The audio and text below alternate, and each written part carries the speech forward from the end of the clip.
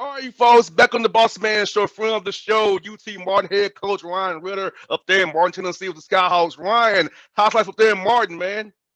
Man, things are looking optimistic. We're fired up for another season. Had a great summer together, and just excited for this upcoming year, man. Appreciate you having me back on here. Always great to see you. Yes, indeed, man. Likewise, man, it's year two, man. So tell me about how's it been going from year one to year two, seeing the development of your guys, and also bringing in some more guys to help you all be better this year. Yeah, I mean, I think it's no secret we win-loss record didn't achieve what I think we wanted to achieve in year one, but like so many people, everyone has reasons and factors, and for us it was really hard in year one. Obviously, taking over for Coach Stu, who passed away. Just the black cloud, a little bit of just honestly somber environment for taking over for a guy who meant so much to the game and to the community of Martin. So we took over. We didn't have anybody on the roster, and we signed all 13 players. And Bossman, the weird part is I only had seen one of those guys in person, and it was KJ Simon, the guy that I brought with me from Bethune-Cookman. And so the other 12 guys, the first time I'm getting a chance to see them when they step on campus in July for workouts. And to credit those guys, man, they battled every day. They set a great foundation. We just didn't get it done on the court in the way that we need to. And I know the guys that are returning are excited for year two. And I think we've brought in, 4 or 5 really impact guys that can help elevate us towards the top of the league. No doubt. You have to be excited because, I know Belmont and Murray is gone now. So the league to me now it's wide open. It's opportunity now. So all you all can establish yourselves now who's left in OVC now. So very opportunity. The guys you brought in who I think are really going to be really good guys for you, and bring back Parker as well. Coach Stewart's son is going to really help you all, I think, boost you this year for sure.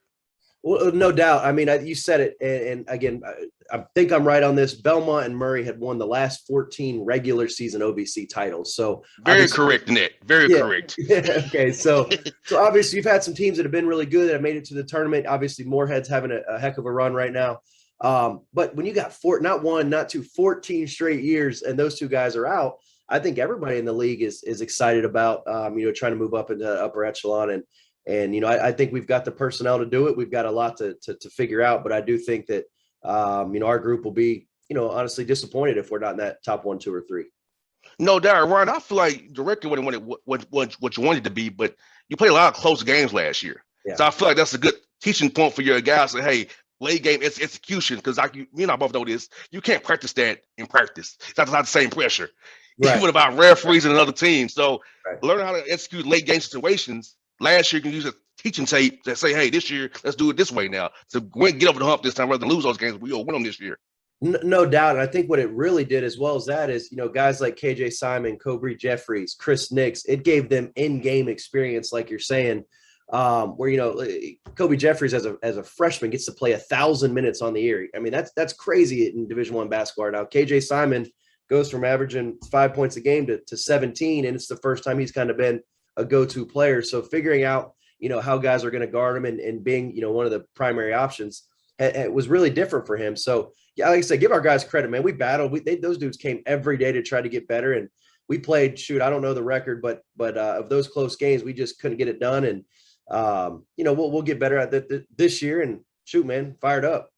I hear that, man. And how was summer for you guys, man? Because this year, finally, not so much COVID issue this year. You can't be together on campus. Not so much restrictions. How was that to be able to get on the court with your guys?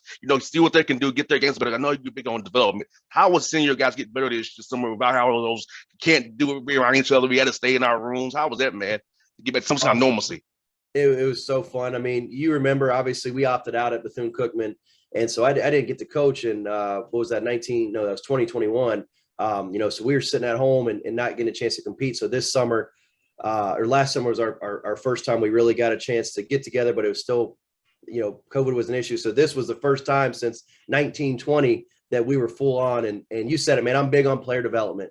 In the summer, we tell the guys it's all about them. Like they got to feel that they've had 8 weeks to come in, get their game as good as they can, show us what they can do. So come October, November, December, we can really coach them up. And I thought we had a great, positive, impactful summer of not just basketball wise, but really getting a chance to understand who these dudes are as people and spending time off the court. But there's no doubt we got 14 guys on the roster, and them dudes like to work, man. They want to get better at their craft. They really love being around each other.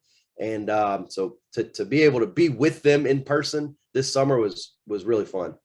That's cool about being at Martin because Ryan, you know, I both know you're up there, Northwest Tennessee, ain't much do up there, but get better and go to school. You know what I'm saying? So you have to work on your game. That's where it's advanced being up there in Martin, so you can actually focus on basketball, getting better at your craft, getting better at your academics because what you gonna do? You just gonna hang it out in your room. You know what I'm saying? So it's like I feel like it's a good thing as well, brother, to be up there where you at to get guys better.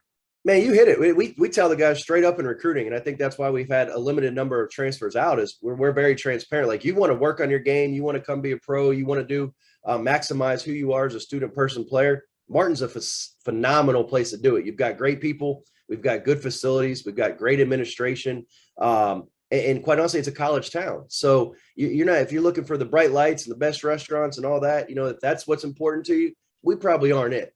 But if you're looking for to impact and get your best next 1, 2, 3, or 4 years basketball wise and off the court, then this is one heck of a place to do it because the distractions aren't as high as maybe some other areas.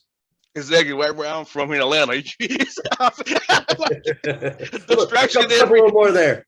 Yeah, distraction every second everywhere you go. Distraction in Atlanta, man. So yeah, but no doubt, man. So that best gets, man. How's it cool to be coaching with your brother, man? Reed, brought him on, man, and his growth as a coach as well. Talk about his growth, man, and better coach with your family, man. It has to be really fun for you, man. Special for you and your team there. Yeah. So first off, I mean, I got to be appreciative every day because the opportunity, one, to coach basketball with young people is awesome. Then two, to do it with your brother is really, really unique. And it's kind of funny the way it happened. I'm 37 and, about to be 38 here, and Reed's 29. So, we're 9 years apart. I'm the oldest. He's the youngest. But what's really funny is, the dude he had a great college career, went and played pro for 2 years, worked under Tom Crean for 2 years, worked for Coach Brian Berg at Georgia Southern. And then was a JUCO assistant last year. And every time I put together a staff, I've just glossed over. I'm like, it's Reed. I'm not hiring him. I forget, man, the dude's been, 6, 7 years, and now he's 29 years old. He's not my 14-year-old brother that was hooping in the driveway. Yeah. And so when I had an opening, I actually called my dad. I was like, Dad, I think it's time, I'm going to hire Reed. And he's like, really? I said, yeah, I mean, look at his experiences. He's worked for one of the great coaches in Tom Crean. He's been in junior college. He's recruited.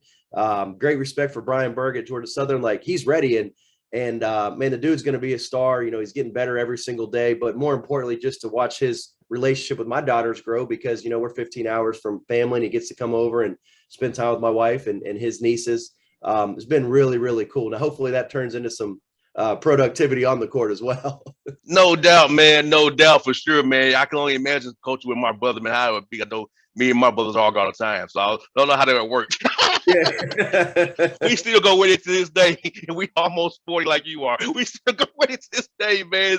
It's so fun, man. So let me ask you this, man, for with your team, being in Martin, you see the greatest play all the time, man, on TV. So how much do you incorporate showing your guys, NBA guys on film for steps and help them kind of see where they want to get to? Because I feel like that helps young men point at a goal, see a guy who kind of similar to their role. Like, so, hey, you're a screener. Watch this guy. Look at Jaren Jackson. So how much do you all do that with your team, man? Well, I think you have to do that. At the end of the day, these guys, a lot of these guys are motivated by playing basketball at the next level. Obviously they're going to come in and get a degree, but, whether it be the NBA, whether it be EuroLeague, whether it be, any of those professional leagues, I think you have to be very deliberate in the way you show your guys film. And specifically in the off season, we'll do a lot of player comparisons. And, we want our guys to be their own person. We definitely do. But I think there's absolutely stuff they can take from the highest level of basketball and help incorporate it for them and also our team. I think as coaches, if we're not, borrowing and stealing from those, great basketball minds, and we're not doing our piece either. So, we definitely do it. I think our guys get fired up, when you get to say, hey, here's a comparison of, an NBA player. They're, wow, well, hey, we said comparison. We didn't say you're there yet. And so I think that's, very beneficial. We've got, a good staff that is very good at the analytical side. And I think for them to be able to break down film and show our guys has been really good for them. Speaking about your staff, Ryan, it's cool just to promote your guys. I love seeing that you can promote your guys and up some positions there. It's about being able to do it for your staff who comes with you, believes in you, and be able to give them some opportunity to make some more money and have more responsibilities as a coach. Yeah, I think I learned from a long time, surround yourself with people that are better than you.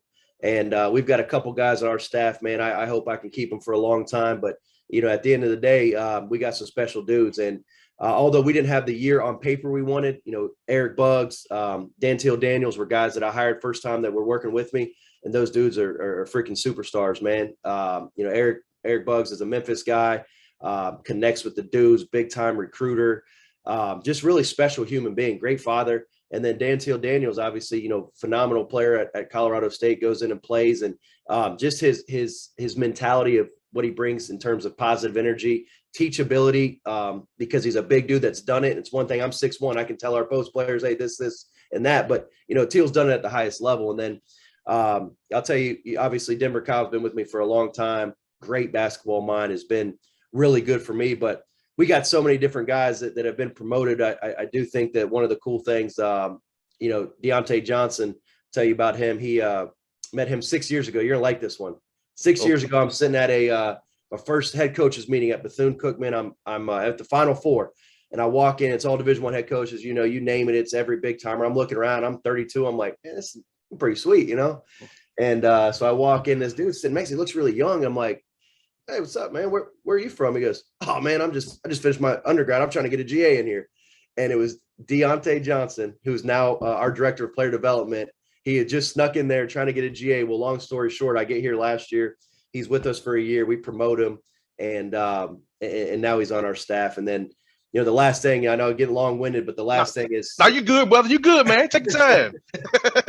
The last thing, it's the first time I've been able to hire a former player. So we got a guy on our staff, Austin Jones, who played for me at Daytona State in junior college, went and played for Lavelle Moton, obviously one of the best coaches in college basketball, and then finished up for my dad at Embry-Riddle. And he was out the last 2 years working in finance and just said, Coach, I'm dying to get back in. I want to coach. And so we hired him as a GA. So I've got a lot of family connections, not necessarily by blood. I got one of those, but all the other guys, have had some serious relationships with. That's cool, man. That's cool. I'm gonna ask you about another relationship. How's it been to get to know Coach Simpson, man? He's a cool guy. I dealt with him when I played at Tennessee State, so I kind of know how he rolls. So how's it been to meet Coach Davis? He's a cool guy. I love talking to every brother. He's very fun to talk. So how's it been getting to meet, having his colleague for you guys up there, man? Dude, he's awesome. We actually live in the same neighborhood. So I see it's funny. We're both, you can tell he's always walking his dog around the neighborhood. He's got his headphones in because he's making phone calls. I'm out my driveway. And so every time, like, you good? Okay. So, but what's really cool about him? Obviously, he's had a ton of success, arguably the most successful coach in the OVC. His son's a, top 1 or 2 prospect or actually, I guess he's at Alabama now. So, one of the top 1 or 2 quarterback prospects when he came out. And his humility, man, just such a cool dude. Easy to talk to, roots for you, comes to our games, supports us. That entire family's been really good for us.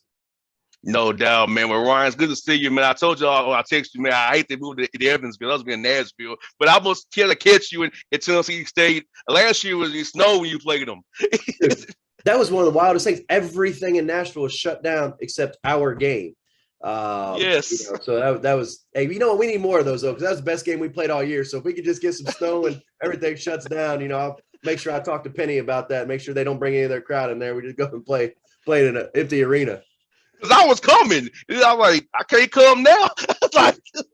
I didn't think we were going to play. I mean, we literally were the only ones. I don't, it was crazy. And it was an ESPN U game, and it was going to be an awesome environment. And then all of a sudden, that thing downpoured, and we had to walk. We couldn't get our bus up to the arena. We had to walk, a good 500 feet in the snow. And so anyway, this year.